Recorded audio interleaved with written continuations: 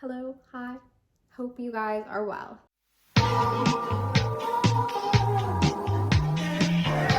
My name is Kiran and I have decided to read the 13 books that have been longlisted for Booker 2022. Today we're going to be talking about Small Things Like These by Claire Keegan. This is a short story.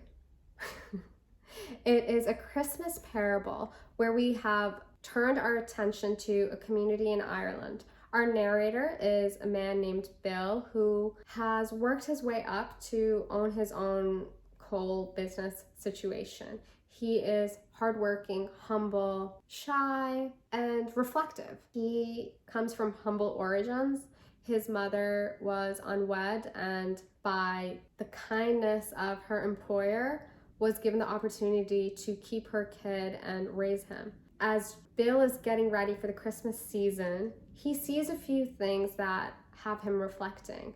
This is 1985 and Irish villages and communities are really experiencing the plight of the Margaret Thatcher policies. There's a lot of poverty and hardship and people are losing their jobs left and right. Bill is lucky that his business is flourishing. He works very hard, but he's able to support his wife and 5 daughters. While getting ready for the Christmas holiday, he gives a delivery to the local nunnery situation, and he sees something that alarms him. He then comes back and sees something else that alarms him even more. And this does not sit well with him. It forces him to reconcile with his own upbringing, but also with his community as he kind of realizes that there are other people who know what's up. They know that the nuns are taking advantage of these young women who have very few options. If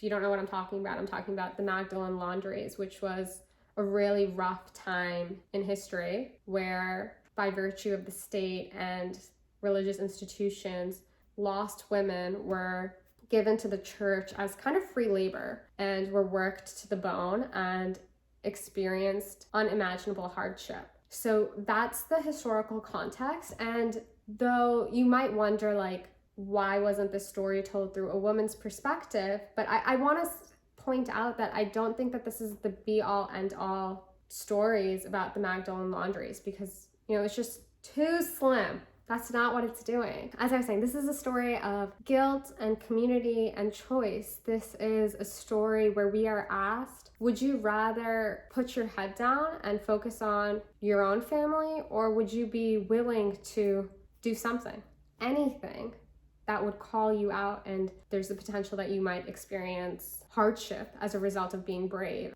That's mostly the book for you. I watched a review by 7 Days at Sea.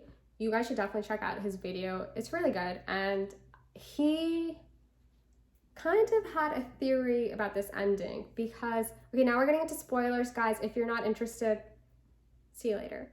But if you're gonna stick around, the novel ends with Bill having made his decision. He is brave. He saves one of the girls from the nunnery and he leaves with her and she doesn't have any shoes on, and mind you, it's Christmas time and it is snowing very badly, and he parades her through the village where multiple people stop him, talk to him. They're like, why does this girl have no shoes? And my guy is holding a pair of brand new shoes because he just bought them for his wife.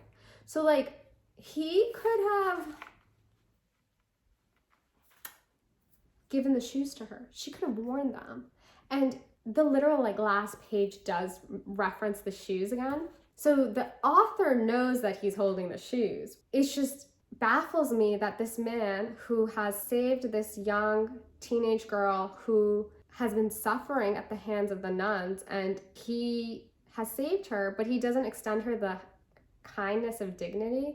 Like, he could just give her the shoes. So, okay, anyways. That's a spoiler, and 7 Days at Sea suspects that maybe this is a fantasy, that actually our narrator did not do the brave and bold and heroic, courageous thing. Instead, it was a fantasy. It was a little daydream. So that's a theory that I think has a little bit of credence because I think you could read it either way.